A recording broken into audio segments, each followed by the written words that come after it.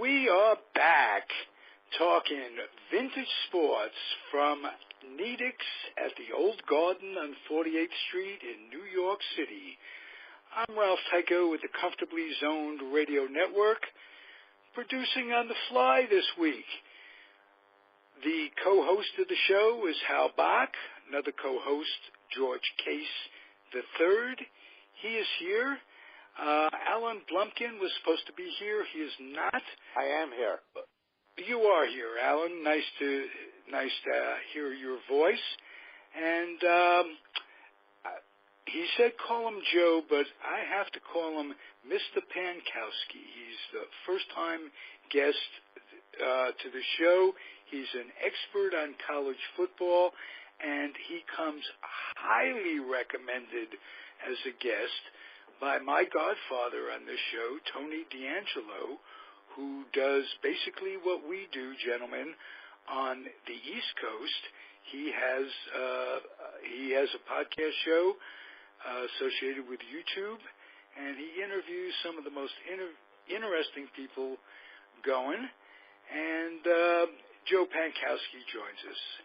Let me hear your voice, Joe, for the first time on the Comfortably Zoned Radio Network.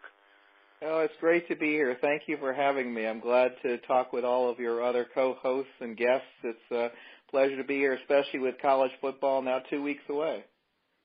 Right, and I want a little update on that, but I want to know where your passion comes from for college football.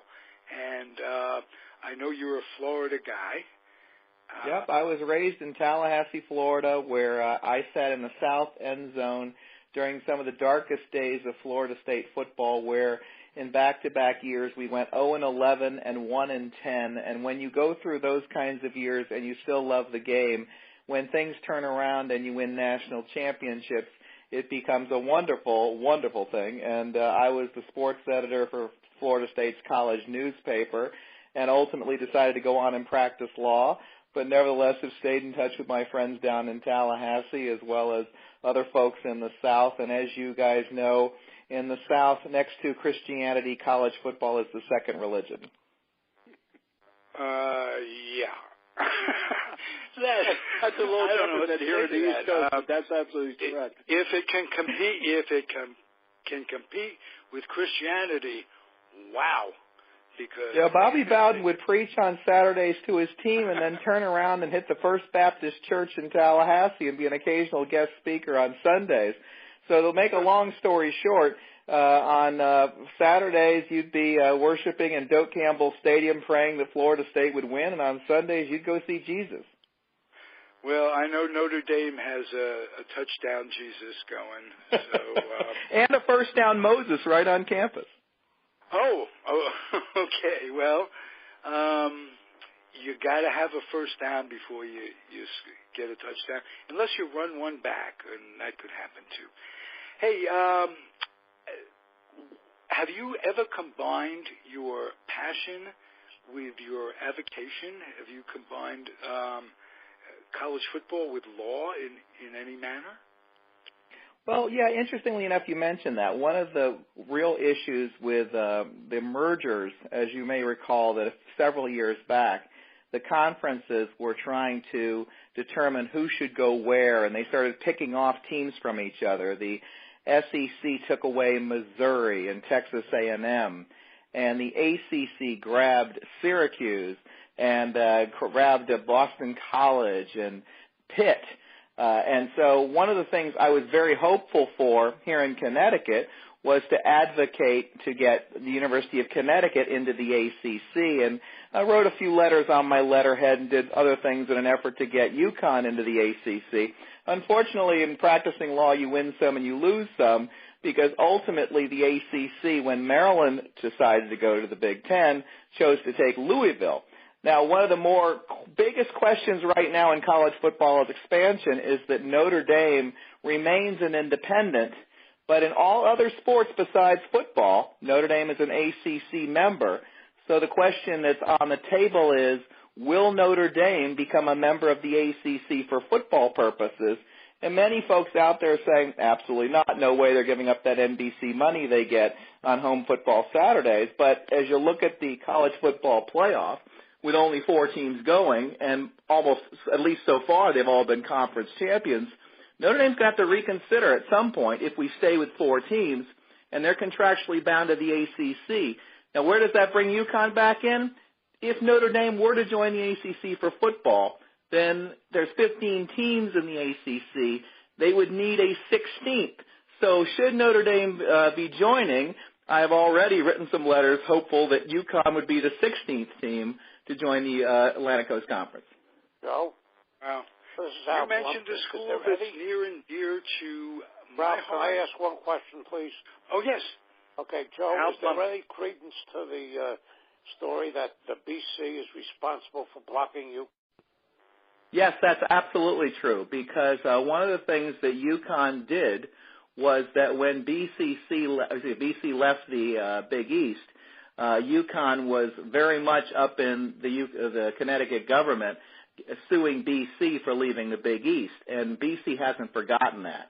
So they basically are saying, we don't want UConn here. But Notre Dame, make no mistake, is going to get to call the tune on that 16th team. The ACC will gladly do whatever Notre Dame wants to do. And here's where it gets interesting. You'll recall that Notre Dame is one of 2 big schools which have a huge women's basketball program. The other one, UConn. So the question's going to be, will the Notre Dame athletic group say to themselves, first of all, we like a weaker football team joining us in the ACC. We don't need any heavyweights like Cincinnati, for example. We also love the fact that we get to play the UConn women's team more often than just in the playoffs or once in a regular season, and actually get to play them potentially in a conference tournament.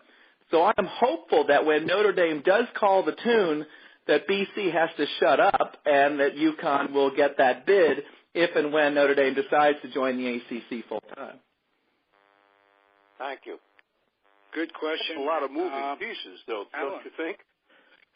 Absolutely.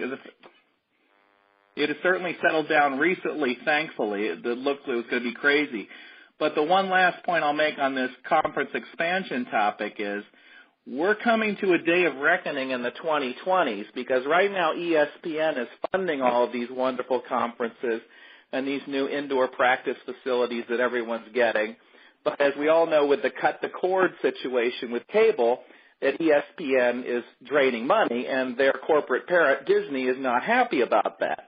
So come the 2020s, when these conference deals expire, the question is, what's going to happen then? Because up until now, these bigger conferences, they've been glad to stay part of the NCAA and split this money with, the smaller schools. But at such time where the ACC, SEC, Big Ten, Pac-10 all say, wait a minute, we're losing a lot of money that ESPN can't pay us anymore. Are we going to form our own division, our own conferences, our own league? And people say, well, that'll never happen. And I say, you know what? I think it could very well happen, because this is a lot about money now. College sports are effectively semi-pro. And if we're talking about real money, do you want to, as a Florida State, as a Notre Dame, as a Michigan, split the money with some of these smaller schools in the Midwest, like Butler, which is great for basketball, but has no real big college football program. So it's going to get real interesting in the 2020s, and we may see some more issues going forward. Joe, would you address the head injury problem? We don't hear much about it in college football, but we're sure hearing a lot about it in pro football, in hockey. Can you address that? Has that been kept under the table? Have there been players going back to schools and saying, hey, I've been hurt, I'm damaged goods because of my college football experience, and it's supposed to be amateur, and I wasn't getting paid anyway. Is there anything brewing along those lines? I have not read about that, and I will say with a big ... yet. It is bound to happen. The simple fact is the issues with concussions are clearly getting worse. Each study we see shows that the hits these guys have taken from elementary football to high school to college to pro, have done serious damage to their brains. The challenge for any litigation at the college level is going to be, when did the damage occur? Did it occur in high school? Did you have concussions in high school? So, for example, and this is where the lawyer comes out in me talking, if you were damaged in high school, you had a concussion in high school, how much more damage did you do in college? You'd almost have to find the perfect plaintiff, a guy who barely played any football in high school, went on to play college football, had a serious concussion, and developed CTE without ever becoming a pro. But the bigger issue here is not litigation, but it's going to be, how does football go forward in the future? And I think you're going to see some very serious rule changes and equipment changes. Don't be surprised to see right now, when there is a guy who's accused of targeting, gets a flag for targeting, he is ejected. I wouldn't be surprised to see the definition of targeting to be significantly expanded to where any use of the head in any play whatsoever results in automatic ejection, because we've got to protect these guys' heads. I also wouldn't be surprised, and here's the weird part, to see football revert to 100 years ago with leather helmets. You're not going to lead with your head if you're wearing a leather helmet. You're glad head when you're wearing a battering ram, effectively Kevlar helmet, which is what we seem to have now. So it will be very interesting going forward as to whether college, pro, high school, everything else does something to address this concussion issue, because the moms and dads out there are already saying, I'm not going to let my kid play football. I don't want him having CTE when he's in his 50s and 60s. I got to tell you, gentlemen, we had a tragedy here on Long Island in the last week or so in high school. There was a preseason training camp for a high school team out in Suffolk County, and one of the drills involved carrying a log, 5 kids carrying a 200-pound log. The log fell, hit a kid in the head. The kid died. His funeral was today. And, stuff like that can't happen. But the explanation was, well, we're toughening those kids up. This was a Navy SEAL exercise that they practice. Well, these aren't Navy SEALs. These are teenage kids, Yeah. And what an outrage. You can't have that. And the coaches shrugged their shoulders and went ahead. They're going to have practice next week. Show up, be there, or be square, Terrible thing. Changes in protocol because of it? Any? Not that I'm aware of.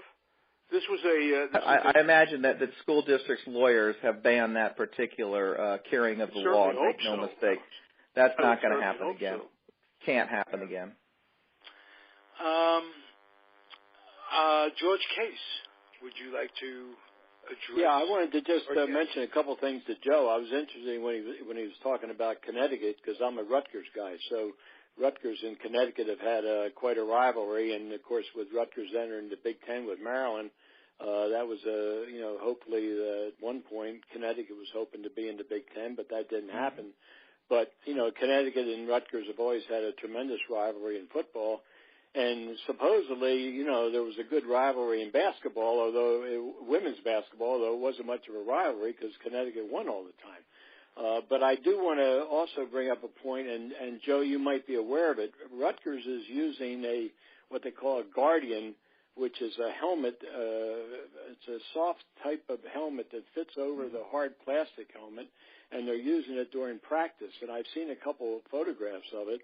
Whether or not, they're going to use it during the games, I have absolutely no idea. But the thinking is that this does act as a shock absorber and will, deflect some of the blows that a player gets to the head. So I'm not sure who makes it, but the product is called a Guardian, and it does fit over the conventional football helmet.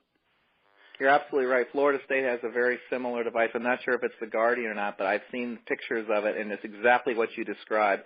It looks like about, I'm guessing, 70 to 100 small bubbles that are literally put around the helmet so that they absorb the blows during practice. And right. Absolutely right. I can see if we don't go to the leather helmet, we're going to have to do something like that where all of the players are going to be wearing protective gear of that nature, because we simply can't keep having these concussions happening. It's well, no, I think it's very interesting, and I was very happy to see Rutgers doing it, and now I'm happy to hear Florida State doing it, probably a lot of other colleges too, but it seems to me that at least that during the developmental stage that this is something that the colleges are trying to do to protect the players' heads. And the other thing I just wanted to mention, and I heard you talk about the records of Florida State when they were 0-11 and 2-1-11 or whatever it was. You know, the last year or so, Rutgers has had tremendous problems once they entered the Big Ten, and they're hoping to turn that around a little bit. But it's very difficult when they're going up against the Ohio States, the Michigans, Michigan States, Penn States of the world, and of course Florida State, and you know they've been very dominant in the South, and it's good to hear that the fact that Florida State came from, you know, really some bad years up into some national championship years, and I'm certainly you were part of that and wrote about it and really enjoyed the successes after, you know, so many lean years. Yeah, absolutely. And the great thing for Rutgers is being a Big Ten member, they're going to see that flow of money coming towards them, as well as being able to sell these recruits, hey, you're going to be able to play Michigan, you're going to be able to play Ohio State, you're going to be on national television. So I do think that the future is bright for Rutgers, maybe not a national championship in the near term, but I certainly think on the East Coast with the New York market in the Big Ten, it certainly the future is bright for the Scarlet Knights.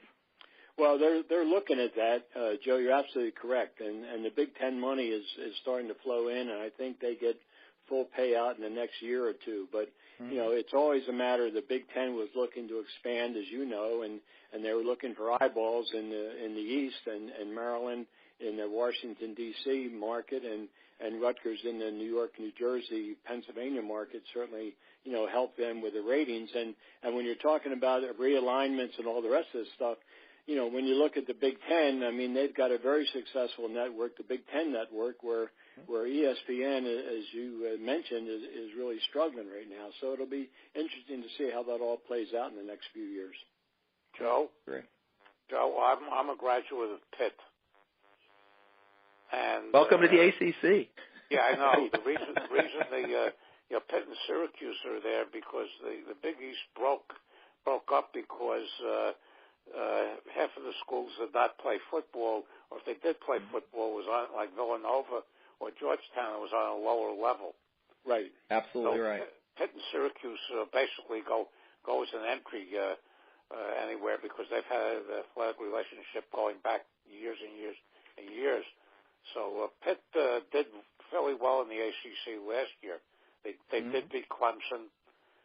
They came in with a hair's breadth of beating North Carolina. And, you know, even though their defense was awful last year, and they did beat Penn State. So they seem to be turning the ship around a little bit. I agree. Well, and they're also Alan, when you mentioned Pitt, you know, Pitt has always had a tremendous football program, and we're rivals to Penn State, and then with the Big East. I mean, I remember when Rutgers was in the Big East, and West Virginia and Pitt and Syracuse. I mean, a tremendous basketball conference. But as you said, you know, only half of the schools were really football schools. The rest were either playing on a lower level or were basketball schools. So it'll be interesting to see how that goes. But Pitt has always had a wonderful football program. When you're talking about, you know, Danny Marino, who I know, and Tony Dorsett, and all those great players that played for Pitt over the years. absolutely. Joe, I'm curious about Western Pennsylvania athletics is incredible. All sports. Absolutely, and especially the quarterbacks being developed out of that era, even now. It's remarkable that what would seem to be a relatively, you know, with the obvious exception of Pitt, a relatively rural area of Western Pennsylvania has given us some of our greatest quarterbacks in college and NFL history. Well, it has when you talk about Joe Namath. I mean, Joe Namath coming from Beaver Falls, Pennsylvania, and you're talking about rural. That is definitely rural. As rural as it gets. I'm curious about something.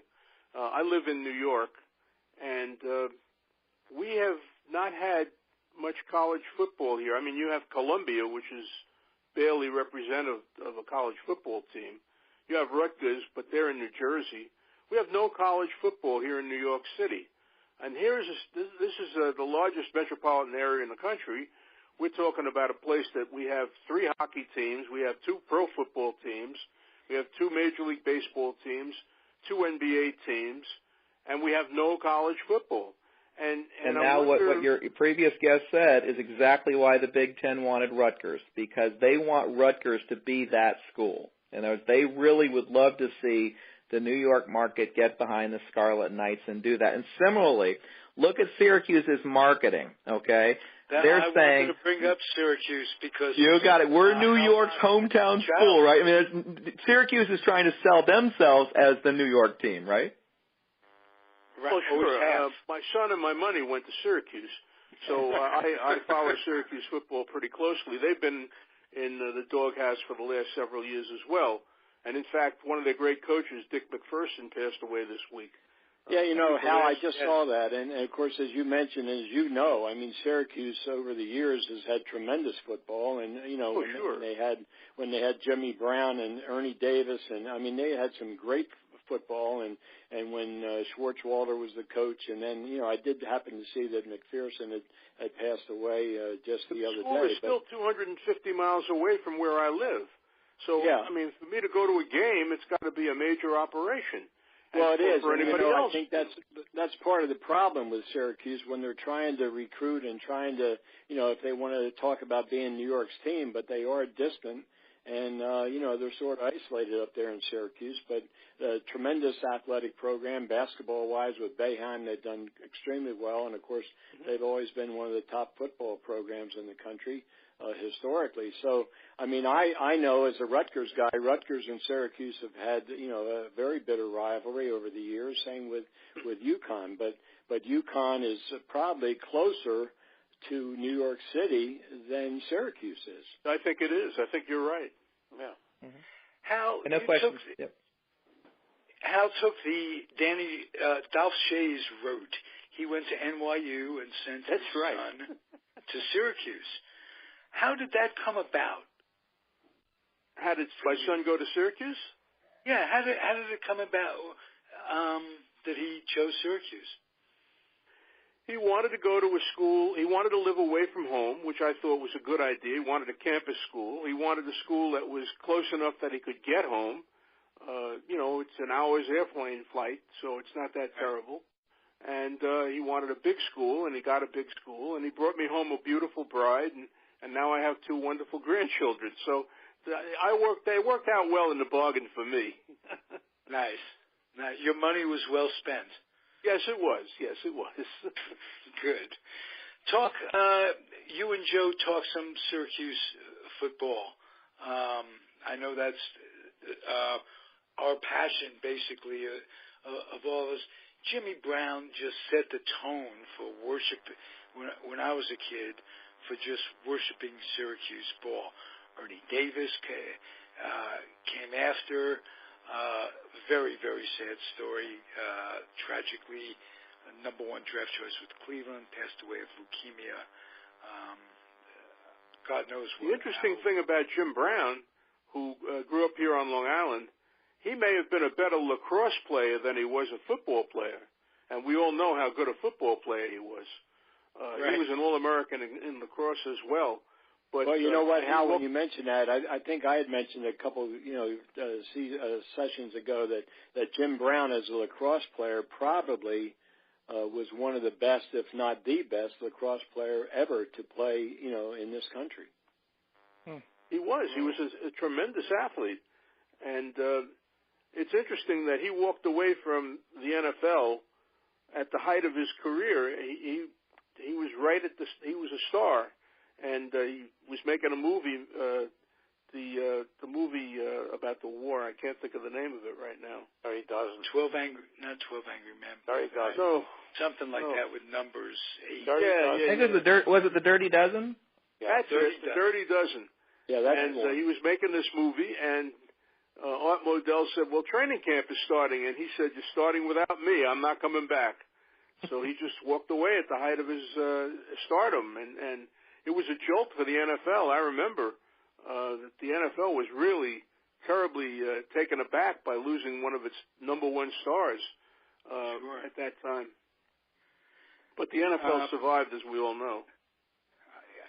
I always think of the Sam Huff, Jimmy Brown rivalry really contributing to making the NFL what it is today and condoning the violence that those guys are paying for today. Now, that aside, Joe, would you clarify something for me? You mentioned that you fear or hope, perhaps, that there'll be leather helmets to protect from targeting. But how many?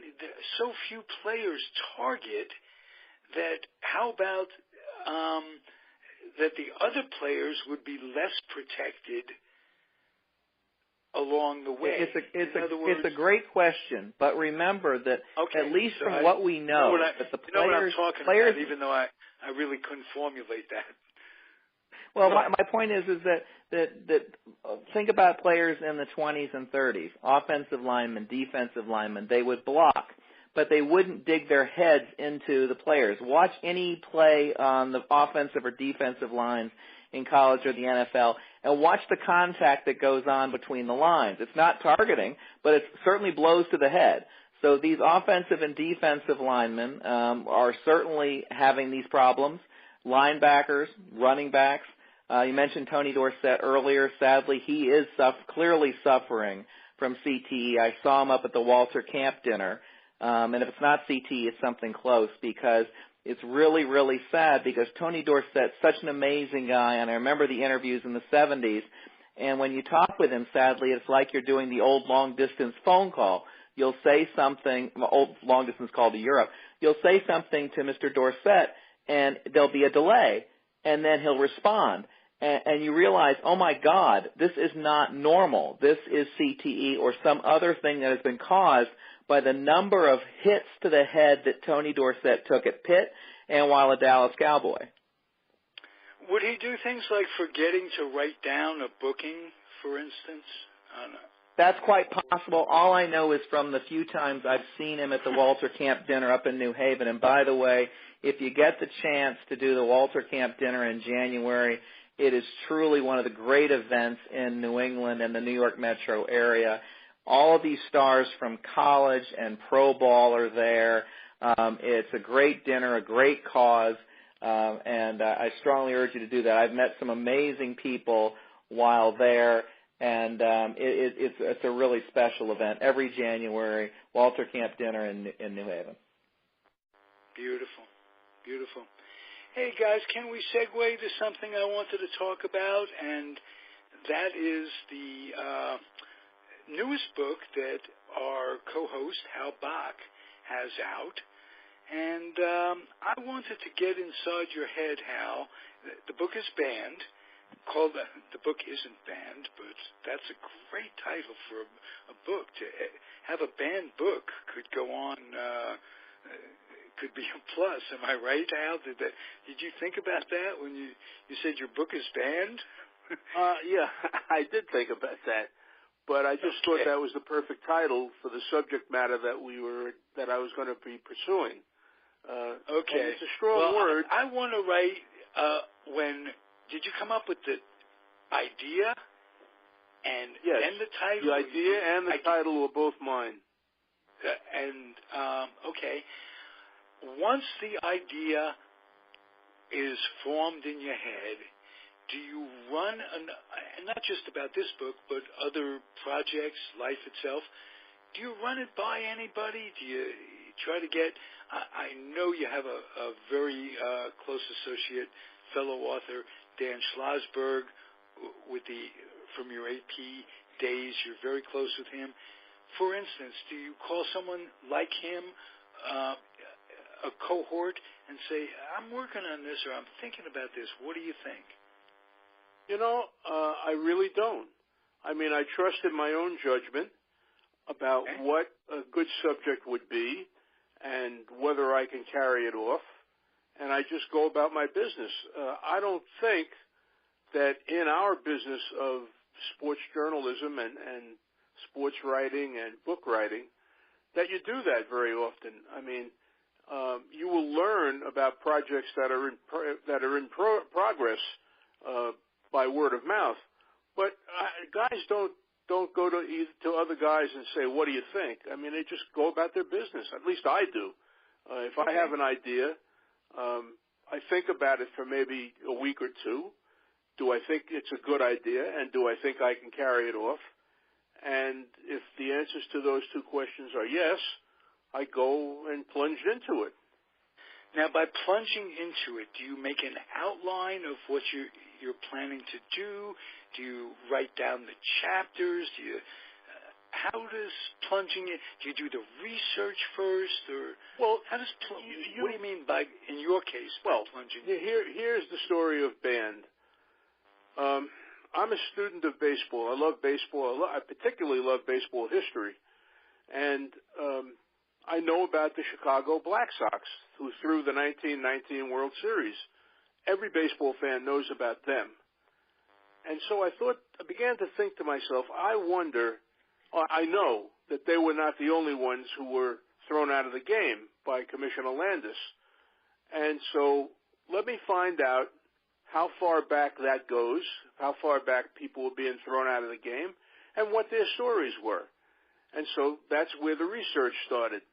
And I know that the National League went into business in 1876.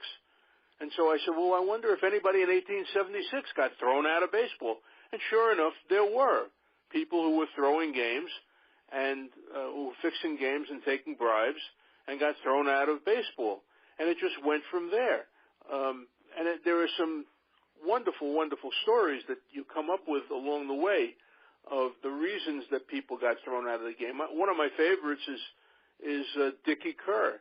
Dickie Kerr was a pitcher with the Chicago Black Sox. He was a rookie, and he was not in on the fix. In fact, he won 2 games in the 1919 World Series while his teammates were trying to lose them. So he was clean as a whistle. But he held out. He held out a year later for a bigger contract, and Commissioner Landis was not amused. And Commissioner Landis said, "You're out of the game. I'm throwing you out of the game." And so for 3 years, he was out of the game for 3 years. Dickie Kerr, who was one of the more promising young pitchers, he had been a 20-game winner, was out of the game for 3 years. Finally, Landis decided to let him back into the game, but he never won another major league game. And he became a coach. And in the 40s, he was coaching in the St. Louis Cardinals organization in lower minor leagues. In those days, they had Class D baseball. And that is about as low as you could get. Right. And he had a very promising pitcher, a left-handed pitcher. And this guy fell on his elbow fielding a bunt and dislocated his elbow or dislocated his shoulder or threw his arm out. And in those days, sports medicine was not nearly as advanced as it is today. And so when you had an incident like that or an accident like that, your career could be over. And so this particular player said, "I'm done. I can't throw anymore." And Dickie Kerr said, "You're a pretty good hitter. Why don't you try the outfield?"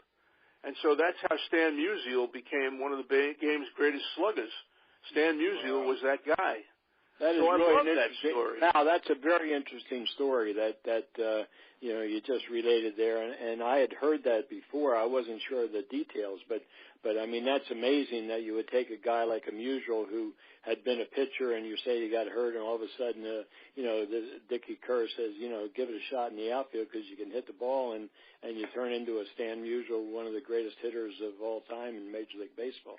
That's really interesting. A very similar story to Buster Posey. Buster Posey was a shortstop at Florida State, and he was pretty good, okay, but FSU had other shortstops who were better, and Mike Martin, still the coach at Florida State, says, "Why don't you put on the mask and become a catcher?" And that's how Buster Posey became a catcher and went on, of course, to become a World Series MVP. So it's funny how these kinds of stories work their way through. No, it really is. And Hal, I wanted to ask you, and that's a very interesting comment about Posey. I didn't realize that. But Hal, I wanted to ask you something. From what I understand about the 1919 Black Sox, the players themselves were acquitted by a jury, and yet they were banned from baseball by Judge Landis. Is that correct? That is correct. The federal jury found them innocent, not guilty. But that, as far as Landis was concerned, he had been hired to clean up baseball. And there had been not only the Black Sox were just the tip of the iceberg. There were players all over the game who were throwing games, who were taking bribes, who were doing all kinds of bad stuff. And so Landis was determined to clean up the game, and he made a statement. If you were accused, that's good enough for me. And he threw the eight men out. He threw the 8 Black Sox out of the game, even though they were found not guilty. Now, they were found not guilty because much of the evidence mysteriously disappeared. And how that happened, nobody quite knows. But they were found innocent by a federal jury. It sounds like Chappaquiddick. Yeah, sort of. Yeah, sort of. But they were acquitted, but they weren't acquitted in Judge Landis's court, and he threw them all out of the game.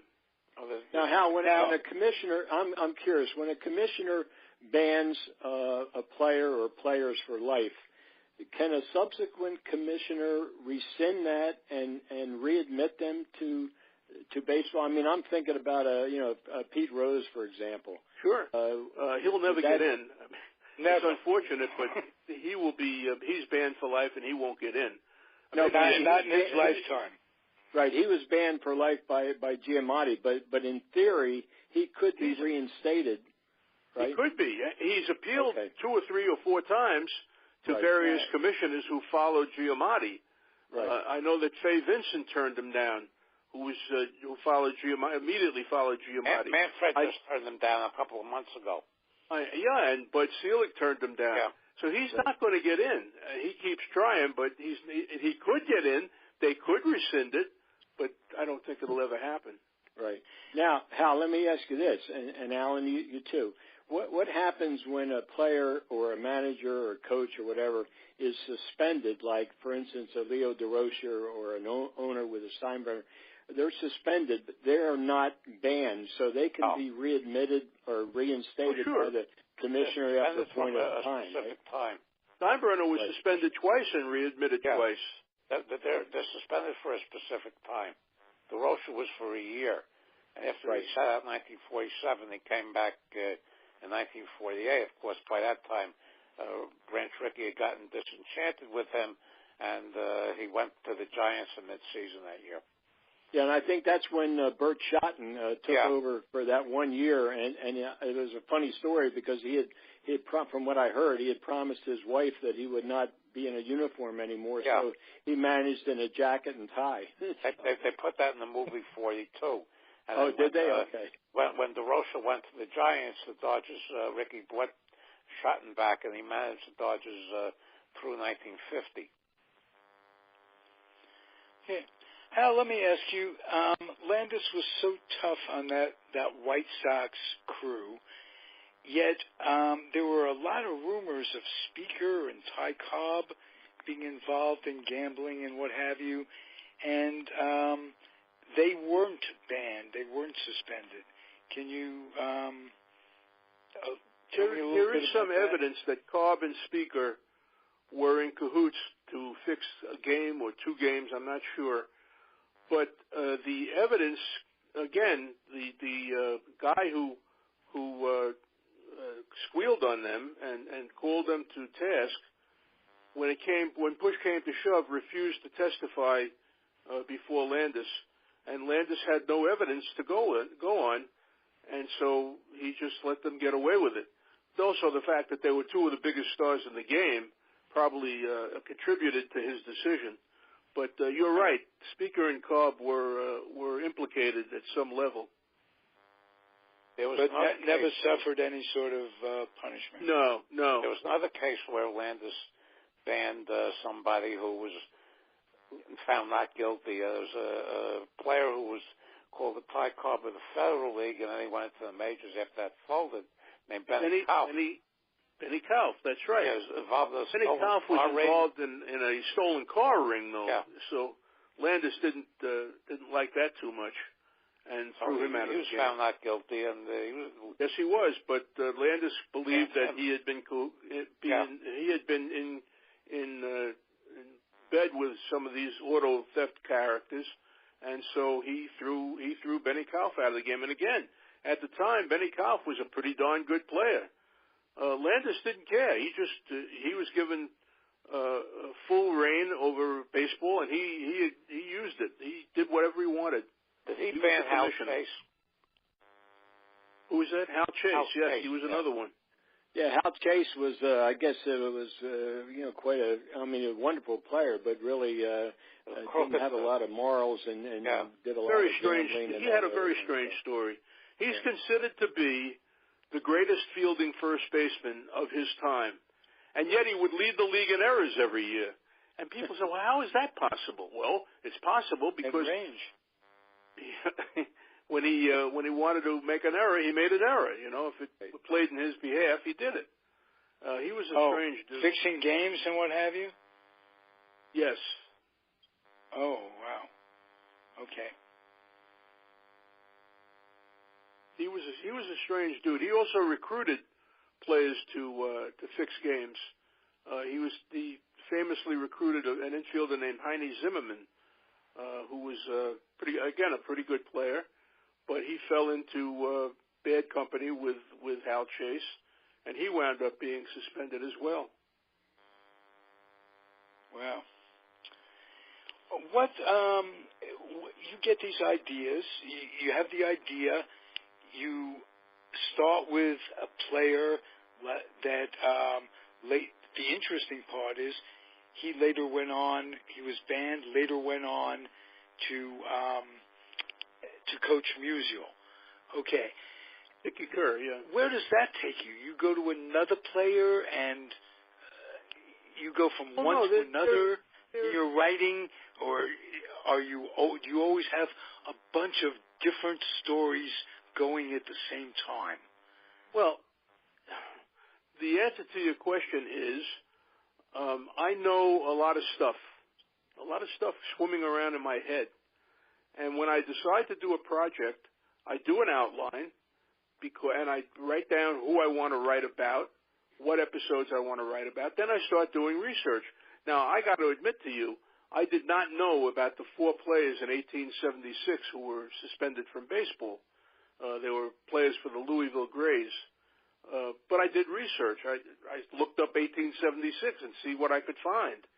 So it's a combination of knowledge that I have and research that I do. And, for example, I sort of knew the Dickie Kerr story. I needed to put all the pieces together. So I did a lot of research on Dickie Kerr. There were others throughout the history of the game. I mean, it's a never-ending saga. While I was writing the book, the general manager of the San Diego Padres got himself suspended for a month because he had 2 sets of books on players and scouting reports, and one of the sets of books was for internal use, and the other was for external use. So when he traded a player, and the other team wanted a scouting report, they would get the external book. And that might not mention all of the problems that particular player might have, injuries and so forth. And when that came to light, he was suspended for a month. And from what I can tell from my research, he's the first and only general manager who's been suspended. Now, there have been owners who have been suspended. We mentioned Steinbrenner before. Right. Marge Schott of Cincinnati Reds, Ted Turner, when he owned the Atlanta Braves, decided he would get into uniform. He'd buy the team. I own the team. I can manage the team. So he fired the manager and got into uniform, went down in the dugout. Bowie Kuhn suspended him for a while. So there are all kinds of tales, things that have happened over the years in baseball. Baseball history is very rich. and there are wonderful, wonderful stories all over the game. And I just chose to concentrate on stories of players and people who've been thrown out of the game. And it was fun. How much of your research based upon that now versus books? I'd be interested to see how that's changed over your career. I'm sorry, could you say that again? Absolutely. The question is the research that you're doing, do you do it mostly based on the Internet these days or still going back to the books, a mixture of the two? A mixture of the two. The Internet is a wonderful tool. I'm not a technology fan. I can barely send emails and stuff. But it is a wonderful tool for research. There's no question about it. But I have books here. If I ever decide to move, I don't know what I would do with all these books. I have a ton of baseball history books, and my wife is a Civil War historian, so I have a ton of Civil War books here. So, Hal, it's very difficult on eBay because everybody in our age bracket is looking to sell stuff, and the only people who are interested in buying all these books are the ones in our own age bracket. It's very hard to get rid of stuff. I'll find somebody or something. Yeah, it's hard. Yeah. Hey, gentlemen, what a great show. Thank you very much for appearing, all of you. Joe, it's your first time. I hope you'll be back and become a kind of a regular here because you really added to what we have going, and I'm grateful that you came aboard. Joe Pankowski. Glad to show up anytime you'll have me. All right. And Hal Bock, I thank you. George Case III. Anybody, I say this at the end of most of my group editions where there's a bunch of folks. Hope I didn't cut anybody short, and if there's any of you that want to complete your thoughts on anything, please do that now. Well, I know from my perspective, I always enjoy, Hal's knowledge and Alan's knowledge, and to be on this with them, and now with Joe talking about college football, it's been an enjoyable experience for me, and I wish all of you well. Beautiful. Al Blumkin, anything that you'd like to add? No, I don't know if Pitt plays Florida State this year because I think they're in different halves of the ACC as far as scheduling concerned. But if they don't, I hope you guys have a good season. Okay. Absolutely. Joe, we would love befriend us on Facebook. I hope you have a Facebook account. Joe. What's that? Yeah, sure, absolutely. Please friend me on Facebook anytime. Oh, please. Okay, great. And we'll stay in touch. Hal Bock, anything you'd like to complete? Any thoughts on band that you'd like to finish with? Hope I didn't cut you off on anything. No, not at all. Not at all, Ralph. I'm sorry to say band is going to be my last book because my wife threatened to divorce me if I do this again. So. Well, I just thought of something. As you were talking about your wife being a Civil War advocate, why don't you combine with her and do something that combines the history of baseball during the Civil War years? I'll let you suggest that to her. I probably, and you've given me fair warning that she really isn't into another project for Hal Bock. Yeah, Hal projects. Hal, I just want to mention, I just finished Bob Wolf's autobiography last week, and he gives you credit for helping him during the time you were working for the Rangers. Yes, I did. Yeah, I worked on a book with him, Andy Bathgard's Hockey Secrets. Yeah. That was one of my first projects. He seemed to have been a very, Are we talking about the Bob Wolf that wrote Foul? No. That's a different Bob Wolf. Bob Wolf, the broadcaster, who passed away maybe a couple of weeks ago. I did an interview with that. Is a different person. I confused. Yes, it's a different guy. This Bob Wolf was in the broadcast business for 50, 60 years, his whole life. Yeah. He died at age 96. I think he was working up until 2 or 3 weeks before he passed away. That's true. if anyone wants to go to the Comfortably Zoned channel on YouTube and put Bob Wolf and Comfortably Zoned in, you'll find a terrific interview he granted me 4 or 5 months ago, shortly before he passed away. So one of the thrills of my lifetime. But there was also Bob Wolf that wrote a book on called Foul about the Connie Hawkins years, and that was one of the greatest books I ever read.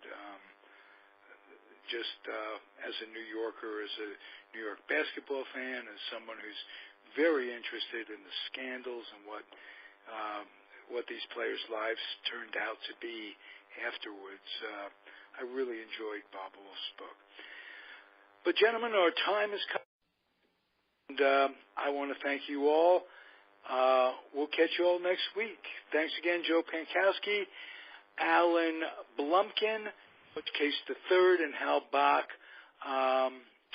Thank you, gentlemen. Adios, everybody. Good night. Catch you next week. Good night, everybody. Have a nice evening. Good night.